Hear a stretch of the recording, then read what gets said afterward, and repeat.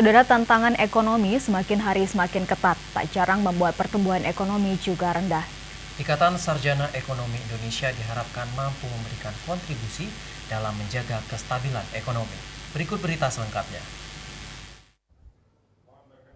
Perekonomian di dunia saat ini memang sedang menurun akibat sejumlah faktor. Ini juga berdampak pada menurunnya perekonomian masyarakat di Indonesia. Sekretaris Umum Pengurus Pusat Ikatan Sarjana Ekonomi Indonesia, Dr. Solikin Muhammad Juhro, saat pelantikan pengurus IC Cabang Banda Aceh periode 2019 hingga 2022 mengatakan, IC harus memainkan peran dan memberikan kontribusi dalam hal sejumlah rekomendasi kepada pemerintah agar perekonomian kita lebih kuat dan stabil.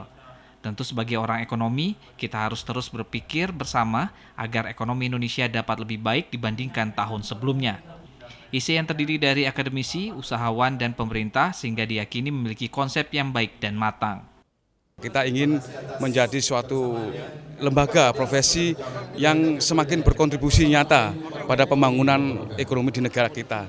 Dari sejarahnya sampai sekarang pun IC memang selajinya seperti itu. Sementara itu, Ketua IC Cabang Banda Aceh, Makmur Budiman mengatakan pihaknya bersama pengurus siap memperbaiki ekonomi Aceh dan mencari jalan keluar bersama melalui sejumlah konsep yang sudah dipersiapkan. Dana otonomi khusus itu udah 100 triliun beredar di Aceh. Tapi tidak ada satu potensi pun, nggak ada satu sektor real pun yang bisa kita gerakkan.